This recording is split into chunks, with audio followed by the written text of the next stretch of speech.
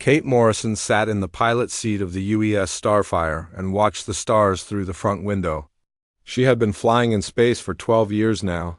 She was 34 years old and one of the best pilots in the Earth Defense Fleet.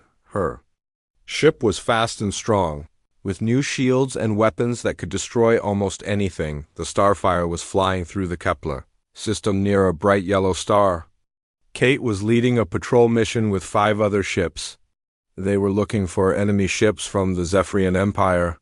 The aliens had been attacking human colonies for 2 years now.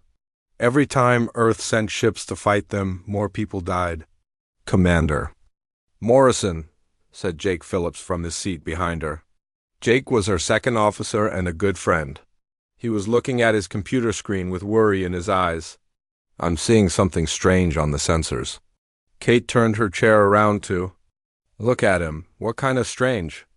"There are some energy readings about 50,000 miles ahead of us, but I can't see any ships on the screen." Kate felt her heart beat faster. The Zephyrians had technology that could make their ships invisible. It was called cloaking. When they used it, human sensors could not find them until it was too late. "Red alert," Kate said into her microphone. "All ships? This is Morrison. We might have enemy contact ahead. Get ready for battle." The bridge lights turned red in a warning. Sound filled the air. Amy Carter, the communications officer, started talking to the other ships in their group. She was young, only 25, but she was very good at her job. "All ships report ready for combat," Amy said. "Captain Brown on the UES Thunder once to know if we should call for backup." Kate thought about it for a moment. If they called for help, it would take 3 hours for more ships to arrive. That might be too late.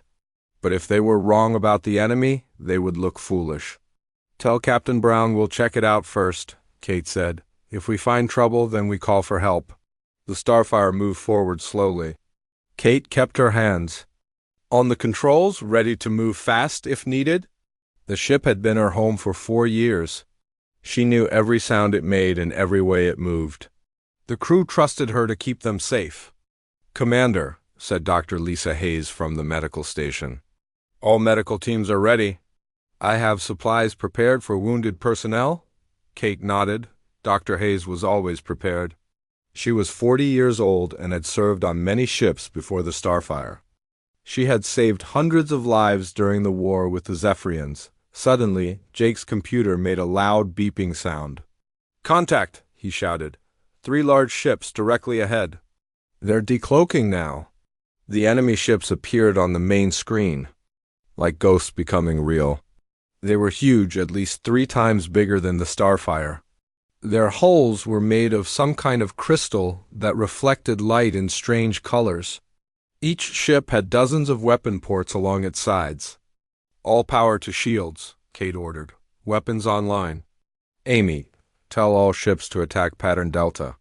But before Amy could send the message, the enemy ships fired. Bright beams of energy shot through space toward the human ships. Kate grabbed the controls and pushed the Starfire into a steep dive. The ship groaned as it changed direction quickly. "Incoming fire!" Jake yelled. "Multiple targets locking onto us." Kate pulled the ship to the left just as another energy beam shot past them. The beam was so close it made the hull glow with heat. She could smell something burning in the air recycling system. "Return fire," Kate commanded. "All weapons, target the lead ship." The Starfire's plasma cannons fired blue bolts of energy at the nearest enemy ship. The shots hit the crystal hull but seemed to do no damage. The alien shields absorbed the attack, like water soaking into sand.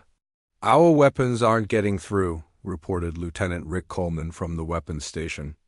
"Their shields are too strong." Kate watched as one of their escort ships, the UES Lightning, took a direct hit from enemy fire. The small ship exploded in a ball of fire and metal. 25 good people died in that moment, hard to starboard. Kate shouted as more enemy beams came toward them. The Starfire turned so fast that everyone was pushed against their seats. But they were not fast enough. The enemy beam hit them on the left side of the ship. The impact threw Kate out of her chair and across the bridge. She hit the wall hard and felt something crack in her ribs. Pain shot through her chest as she tried to breathe. Emergency lights came on as the main power went out. Red warning lights flashed everywhere. The smell of burning circuits filled the air. Kate could hear people shouting damage reports from all over the ship. "Hull breach on deck 5. Someone yelled over the intercom. "We're losing atmosphere." Kate pulled herself up using a nearby rail. Blood was running down her face from a cut. Above her eye, she wiped it away and looked around the bridge. Half of her crew was on the floor, hurt or unconscious. Jake was still at his station, but there was blood on his uniform. "Commander, we've lost main engines," he said in a weak voice. "Life support is failing. Weapons are offline." Amy was trying to work at her station with a broken arm. "I'm getting distress calls from all our ships," she said. "The U's Thunder is destroyed? The U's Comet is badly damaged and retreating." Kate looked at the main screen. The 3 enemy ships were moving closer to the Starfire. They were not firing. Anymore, they did not need to. Her ship was dead in space, drifting without power. "How many crew members do we have left?" Kate asked. Dr. Hayes was checking her medical scanner. There was a cut on her forehead, but she was still working. "I'm reading life signs from about 60 people out of 200, she said quietly. "Many are badly hurt." Kate felt anger building inside her chest. Good people had died today because the enemy was stronger and had better weapons. But she was not ready to give up. Humans did not surrender, even when they were beaten. "All remaining crew, this is Commander Morrison," she said into the ship's intercom. "Prepare for boarding. The enemy is coming aboard our ship. We will fight them in the corridors. We will fight them in every room. We will make them pay for every step they take." Through the front window, Kate could see small ships launching from the enemy vessels. They looked like silver bullets flying through space toward the Starfire. Each one probably carried 20 or 30 alien soldiers. "Ma'am," Jake said, "we should surrender. Maybe they'll let the crew live." Kate looked at him with fire in her eyes. "The Zephyrians don't take prisoners, Jake. You know that. They destroy everything human they find." She picked up a plasma rifle from the emergency weapons locker. The gun felt heavy in her hands, but it also felt right. She had been a soldier. Before she became a pilot, she knew how to fight. "Anyone who can walk, grab a weapon," Kate ordered. "We make our stand in the armory. If we're going to die today, we die fighting." The sound of metal hitting metal echoed through the ship as the enemy boarding craft attached to the hull. Kate could hear cutting tools working to break through the outer doors. Soon, the aliens would be inside her ship. She looked around at her crew. They were hurt and scared, but they were ready to fight. That was what made humans different from other species. When things looked hopeless, they fought harder. "This isn't over," Kate said quietly to herself. "Humanity doesn't surrender." The cutting sounds got louder. The enemy was almost through the hull. Kate checked her weapon one more time and waited for the battle to begin. The sound of metal tearing apart filled the corridor as the alien cutting tools broke through the Starfire's hull. Kate Morrison crouched behind a steel barrier in the ship's armory with 30 surviving crew members. Each person held a weapon and waited for the enemy to come. "They're through the outer hull," whispered Jake Phillips. His face was pale from blood loss, but he still held his rifle steady. "I can hear them moving in the lower corridors." Kate peered around the corner and saw her ship's emergency lights casting red shadows on the walls. The Starfire felt different. Now, it felt like a dying animal instead of the proud vessel she had commanded for 4 years. "Stay calm," Kate told her crew. "Wait until you can see them clearly before you shoot. Make every shot count." Sergeant Rick Coleman was positioned near the armory entrance. He was the ship's security chief and had fought in ground battles before joining the fleet. His left arm was broken, but he could still use his rifle with one hand. "Commander," Rick said quietly, "I'm hearing some strange sounds from Deck 3. It's like water flowing, but there's no water on this ship." Kate knew what he meant. Intelligence reports said the Zephyrians moved differently than humans. They could flow like liquid when they wanted to. It made them hard to hit in battle. Dr. Lisa Hayes was treating wounded crew members in the back of the armory. She worked quickly and quietly, knowing that any noise might give away their position. Her medical bag was almost empty, but she kept working. The Zephyrians use some kind of energy weapon, Dr. Hayes whispered to Kate. The wounded crew members all have the same type of injury. It looks like their nervous systems were attacked directly. Before Kate could respond, the lights in the corridor outside went out completely. The only light came from their emergency hand lamps. In the darkness, they could hear soft sounds getting closer. "Here they come," Kate said.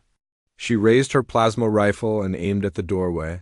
The first alien appeared like a shadow moving through water. It was tall and thin, with skin that looked like clear glass. Kate could see flowing liquid inside its body, glowing with soft blue light. The creature wore a suit that seemed to be made of the same crystal material as their ship's. Kate fired first. Her plasma bolt hit the alien in the chest, but instead of falling down, the creature just stepped back. Its suit absorbed the energy, like a sponge absorbing water. "Fire!" Kate shouted. 30 weapons fired at once, filling the corridor with bright flashes of light. But the aliens kept coming. More of them flowed through the doorway, moving like ghosts. Their return fire came as beams of blue-white energy that made no sound at all. Lieutenant Amy Carter was hit by one of the alien beams. She fell to the floor. Without making a sound, her eyes closed and her body still. But she was still breathing. "They're not trying to kill us," Kate realized.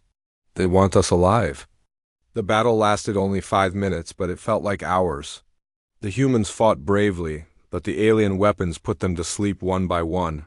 Rick Coleman kept firing until an energy beam hit him in the shoulder. Dr. Hayes fell while trying to reach a wounded crew member. Kate was the last one standing. She had moved to the back of the armory and was firing over a pile of supply boxes. Her rifle was almost out of power, and there were at least a dozen aliens moving toward her.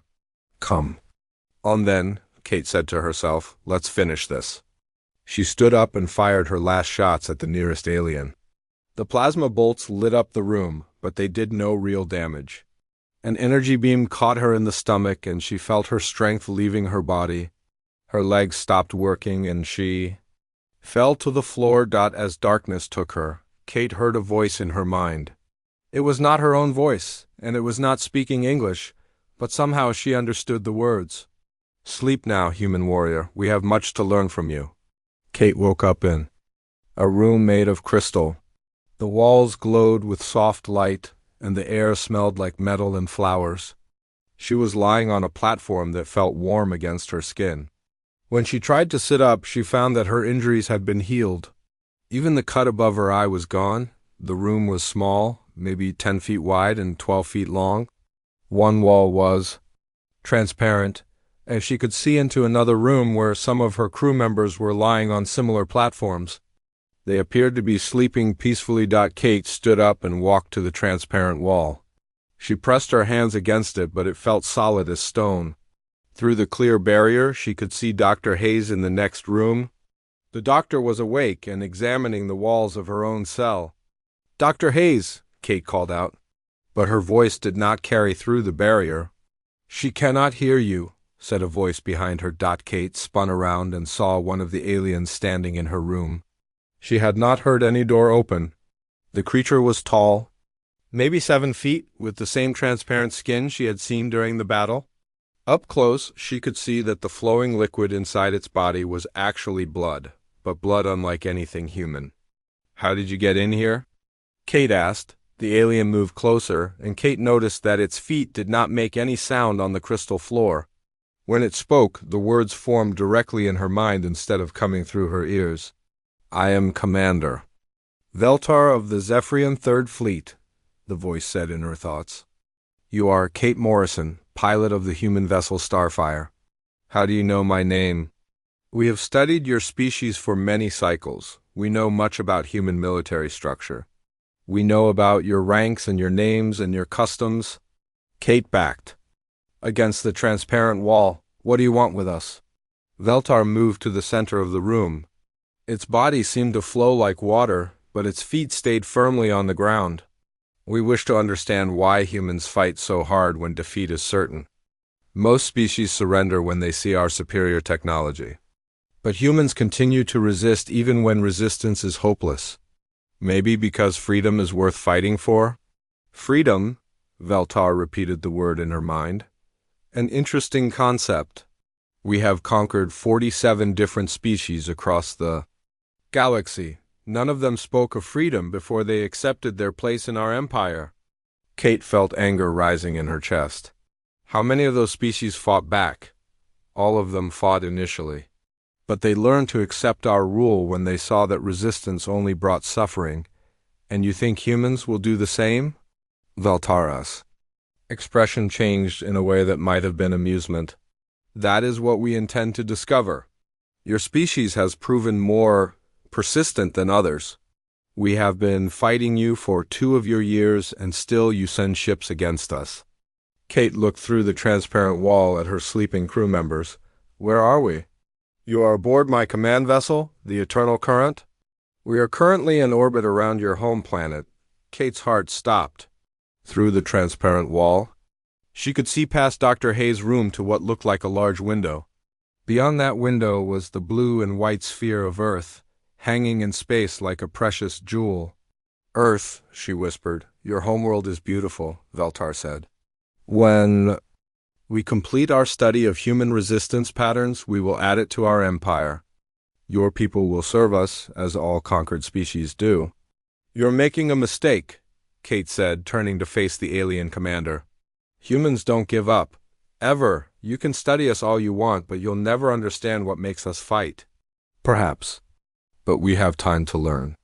Your fleet sent 12 ships to rescue you. We destroyed them all yesterday. Kate felt like someone had hit her in the stomach. You're lying. We do not lie to specimens under study. Deception would contaminate our research data.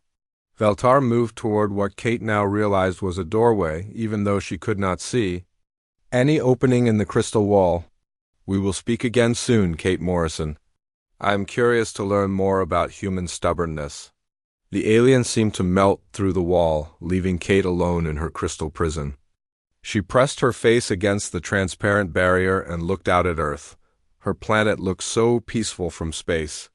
But she knew that somewhere down there, people were preparing for war against an enemy they could not defeat. Kate made a promise to herself as she stared at her homeworld. She would find a way to escape. She would find a way to warn Earth about what was coming. And she would make the Zephyrians pay for every human life they had taken. The war was far from over. It was just beginning. For 3 weeks, Kate Morrison lived in her crystal prison while Commander Veltar visited her every day. The alien wanted to understand how humans thought about war and fighting.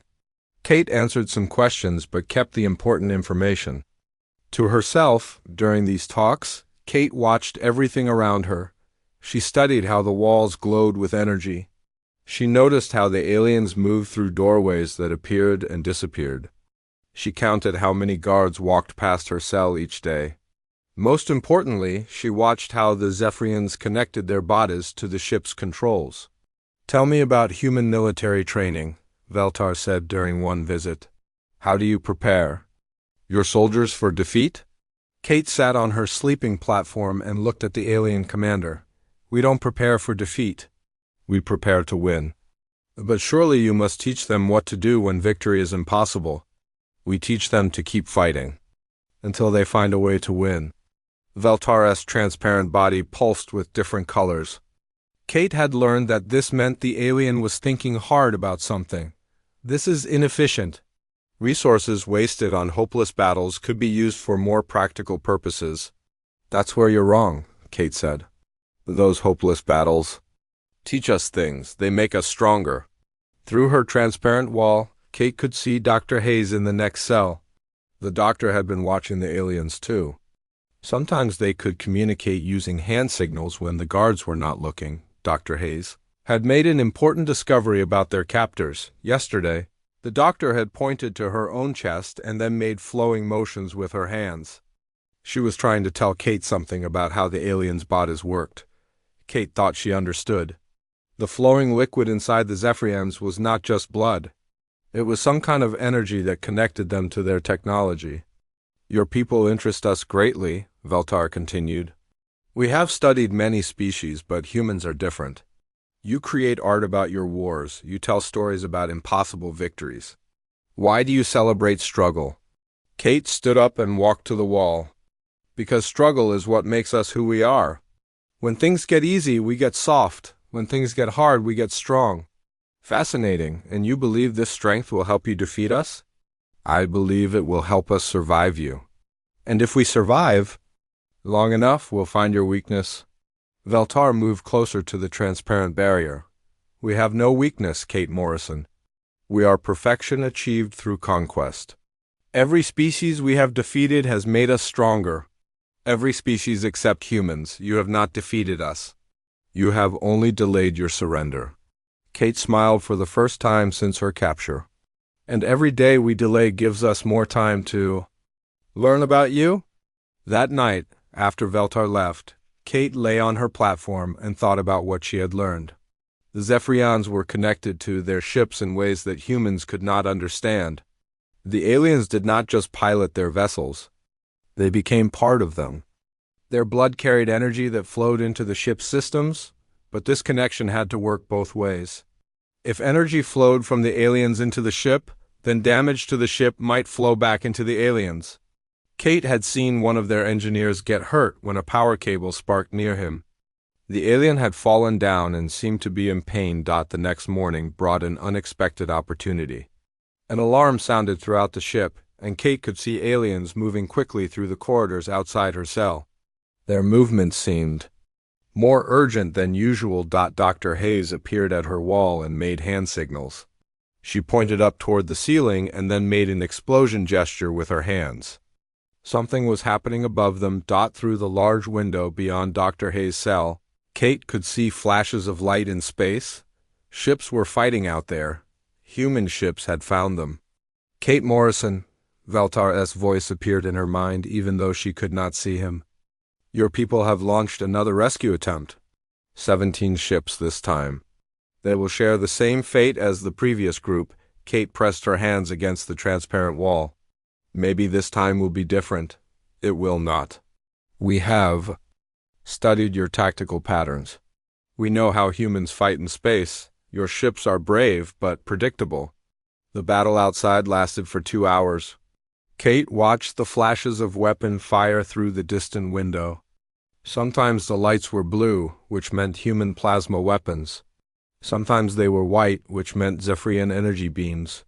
As time passed, there were fewer blue flashes and more white ones. When the fighting stopped, Kate felt sick to her stomach. Another group of human pilots had died trying to save her and her crew.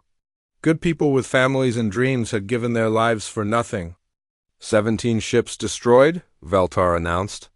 0 survivors. Your people learned slowly. But Kate noticed something different in the alien commander's mental voice. There was a tiny bit of uncertainty that had not been there before. The battle had lasted longer than the previous ones. The humans were learning too. Later that day, something happened that changed everything. Kate was lying on her platform when she heard a loud crackling sound from somewhere deep in the ship. The lights in her cell flickered and she felt a strange vibration through the crystal walls. An alien engineer appeared in the corridor outside her cell. It was moving quickly towards some kind of control panel on the far wall. Kate watched as the engineer placed its hands on the panel. Energy flowed from the alien's body into the ship's systems, making the panel glow brighter, but something went wrong. Sparks flew from the control panel, and the engineer's body convulsed as energy feedback surged through it.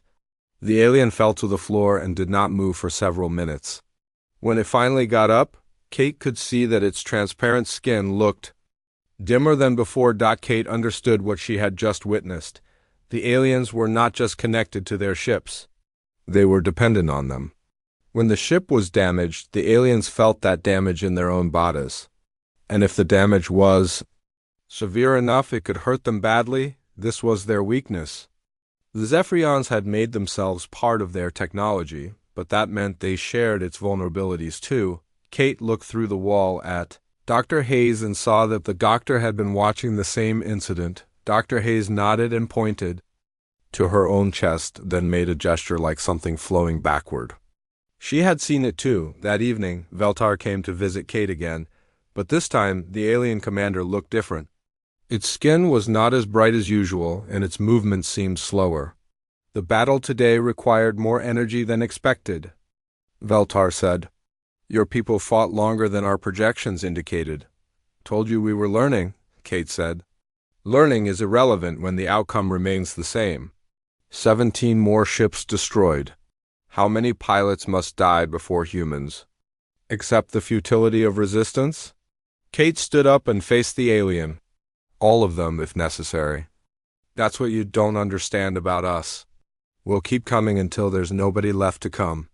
That is wasteful and illogical. That's human. Veltar moved closer to the barrier. Perhaps it is time to accelerate our schedule. We have learned enough about human psychology. Tomorrow we will begin the final assault on your homeworld. Kate felt her heart stop. You said you needed more time to study us. We have observed sufficient data. Your species follows predictable patterns despite your claims of unpredictability. Earth will fall within 10 of your days. After Veltar left, Kate sat in the darkness and stared out at Earth. The beautiful blue planet hung in space like a target, waiting to be destroyed. In 10 days, the Zephyrians would attack her home with everything they had, but Kate had learned something important tonight. The aliens had a weakness they did not even know about. Their connection to their ships made them vulnerable. If she could find a way to exploit that weakness, she might be able to save Earth. The question was how to escape from a crystal prison and fight an entire alien fleet with nothing but her bare hands and the knowledge that her enemies had made themselves part of their own technology. Kate Morrison had 10 days to figure it out. Kate Morrison knew she had to act fast. Earth had 10 days before the Zephyrians attacked, and she was the only person who knew about their weakness. She spent the whole night planning her escape while pretending to sleep on her platform. The next morning, Kate began her plan. When the food slot in her wall opened, she carefully removed a small metal piece from inside the feeding mechanism. It was sharp and thin, perfect for what she needed to do. Dr. Hayes, Kate whispered during the guard change when no aliens were watching. She held up the metal piece and pointed to the wall's energy conduit. The doctor nodded and began working.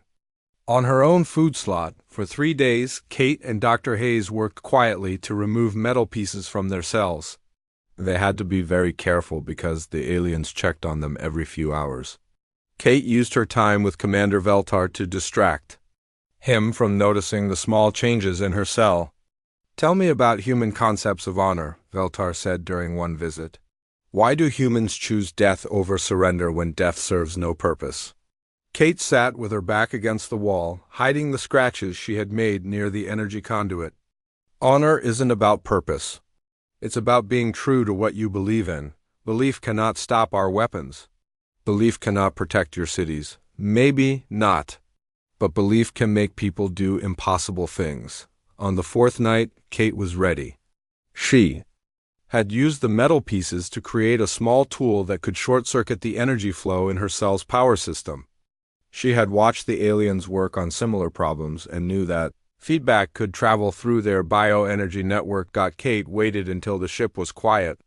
Most of the aliens rested during this time, though they did not sleep the way humans did.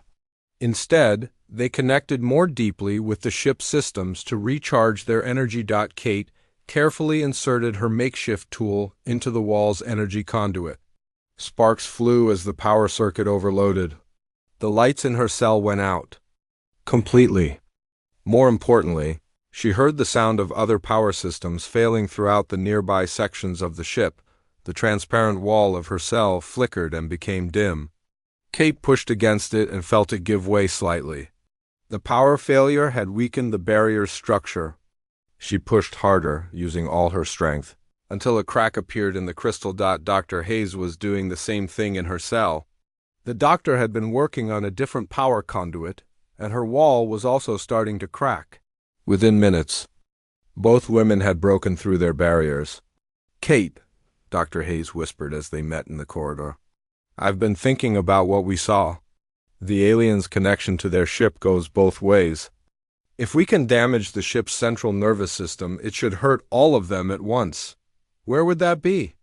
I think it's in the center of the ship. During my medical examinations, I noticed that all the aliens have the same type of bioenergy. Patterns. They must be connected to a central source. Kate nodded. We need to find the other survivors first. We can't leave them behind. They moved carefully through the ship's corridors. The emergency lighting was dim, and many of the ship's systems were still malfunctioning from Kate's power overload.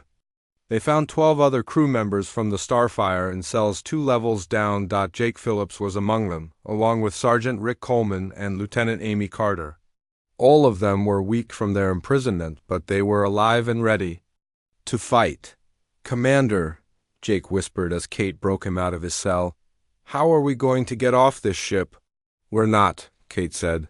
We're going to kill it. Dr. Hayes quickly explained her theory about the aliens' bioenergy connection. If this ship has a central brain, like a living creature, then damaging that brain should affect every alien connected to it. How do we find this brain? Asked Rick Coleman. Kate thought about the ship's layout. During her walks with Veltar, she had noticed that all the corridors seemed to lead toward the center of the vessel.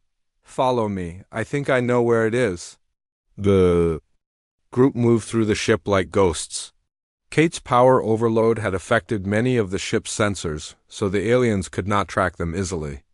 But they had to move fast before the backup systems came online. They climbed through access tunnels and maintenance shafts toward the ship's center. The air became warmer as they went deeper, and Kate could hear a strange humming sound that seemed to come from the walls themselves. Listen, Amy Carter whispered. The ship is breathing. She was right. The walls around them pulsed gently, like the inside of a living creature. The humming sound was actually a heartbeat, slow and powerful. They reached a large chamber that took Kate's breath away. The room was huge, at least 100 feet across, with walls that curved up into darkness above them. In the center grew something that looked like a giant brain made of crystal and living tissue. The brain was beautiful and terrible at the same time. It pulsed with colors that changed from blue to green to purple. Thousands of thin tubes connected it to the walls, carrying glowing energy throughout the ship. Kate realized that this was not just the ship's control center. This was the ship itself. The entire vessel is alive, Dr. Hayes whispered in amazement. The Zephyrians don't just pilot these ships. They've created living spacecraft that they can merge with. Around the brain, Kate could see dozens of Zephyrians connected to the walls by energy cables. They stood perfectly still, their bodies glowing as they shared consciousness with the ship creature. Commander Veltar was among them, his form brighter than the others. If we destroy the brain, what happens to them? Jake asked. I don't know, Dr. Hayes admitted. But I think it will hurt them badly, maybe badly enough to stop their attack on Earth. Kate pulled out the plasma rifle she had taken from a weapons locker on their way here. There's only one way to find out. She aimed at the central brain and fired. The plasma bolt hit the crystalline surface and caused it to crack. Immediately, every Zephyrian in the chamber began to convulse. Their bodies flickered like candles in the wind. It's working, Rick Coleman shouted. He and the others opened fire with their weapons. The brain creature shrieked with a sound that Kate felt in her bones rather than heard with her ears. Cracks spread across its surface like a spider web. The glowing tubes that connected it to the walls began to pulse. Erratically, Commander Veltar disconnected from the wall and turned toward them. His body was dim and flickering, but he was still dangerous. You do not understand what you are doing, his voice formed in Kate's mind. This ship is not just a vessel. It is a living being. You are committing murder. So were you, Kate said. When you attacked our colonies. She fired again, and this time her shot penetrated deep into the brain's core. The creature's death cry filled the chamber with pain and rage. Every Zephyrian connected to the ship collapsed as feedback energy surged through their systems. Veltar fell to his knees. His transparent skin was barely glowing now. You have doomed us all, he said weakly. Without the ship's life force, we cannot survive in space. Kate felt the floor shaking beneath her feet. The ship was dying, and they were still trapped inside it. Amy, can you access the communication system? I'll try, Amy said, running to one of the control panels. Her fingers moved quickly over the alien controls. Got it. I'm sending everything we learned to Earth. Our ship positions, alien weaknesses, battle tactics, everything. The ship shuddered more violently. Lights flickered throughout the chamber as the brain creature's life faded away. Kate knew they had only minutes before the vessel lost all power and life support. There, Amy announced. Message sent. Earth knows everything now. Kate looked around at her crew. They had done what they came to do. Earth would be warned about the Zephyrian weakness. Human scientists could develop weapons that would exploit the aliens' connection to their ships, but they were still trapped on a dying vessel with no way to escape. Kate had saved her planet, but she might not live to see the victory she had made possible. The ship's death throes grew stronger, and Kate Morrison prepared to face whatever came next. The dying ship shook harder as its living brain stopped working. Kate Morrison looked around the chamber at her crew. They had sent their message to Earth, but now they were trapped on a vessel that was falling apart around them. Commander, Jake Phillips called out from across the room. I found something over here. Kate ran to where Jake was standing near a wall panel. Behind the panel was a row of small pod-shaped containers. Each one was just big enough for a person to fit inside. Escape pods, Kate said with relief. The Zephyrians must have them for emergencies. Dr. Hayes examined one of the pods. They look different from human escape pods, but the basic design is the same. Life support, navigation, distress beacon. Can we figure out how to use them? Asked Sergeant Rick Coleman. Amy Carter was already working on the control panel. The interface is bioenergy based, but I think I can bypass that. Give me 2 minutes. While Amy worked, Kate watched Commander Veltar. The alien leader was lying on the floor near the dying brain. His body was very dim now, barely glowing at all. She walked over to him. Your ship is dead, Kate said. And, your fleet won't be able to stop Earth now that we know your weakness? Veltar's mental voice was weak in her mind. You have won this battle, Kate Morrison. But victory will bring you new problems. When word spreads that humans can kill living ships, other species will fear you. They will unite against you.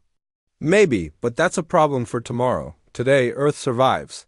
But perhaps, Veltar said quietly, your species is more dangerous.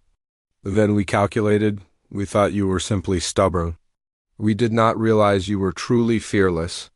Kate felt something strange for the alien commander. Not friendship, but respect for a worthy enemy. Your people fought well, too. In another time, we might have been allies instead of enemies. Got it, Amy shouted from the control panel. The pods are active. We need to hurry. This ship won't last much longer. The crew quickly climbed into the escape pods. Kate was the last to enter hers. Before closing the pod door, she looked back at Commander Veltar one more time. The alien was still lying near the brain, choosing to die with his ship rather than abandon it.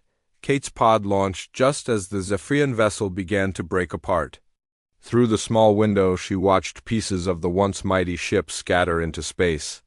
The living vessel that had seemed so powerful was now just floating debris. The escape pods drifted in space for 6 hours before Earth ships found them.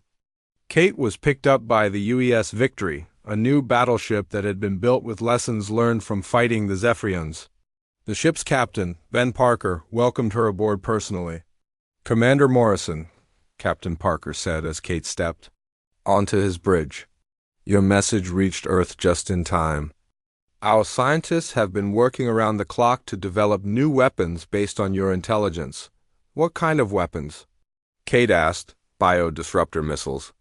They create energy feedback that travels through the aliens' connection to their ships. We've already tested them against 2 Zephyrian vessels. Both ships died within minutes. Kate felt a mix of satisfaction and sadness. The weapons would save Earth, but they would also kill thousands of aliens who were just following their leader's orders. War was never simple, even when you were fighting for survival over the next 3 days. Kate recovered in the ship's medical bay while Earth's fleet prepared for the final battle. Dr. Hess worked with human scientists to perfect the biodisruptor technology. The other survivors from the Starfire were given new assignments on different ships. When Kate was healthy enough to return to duty, Captain Parker made her an offer that surprised her. "The Admiralty wants to promote you to Admiral," he said.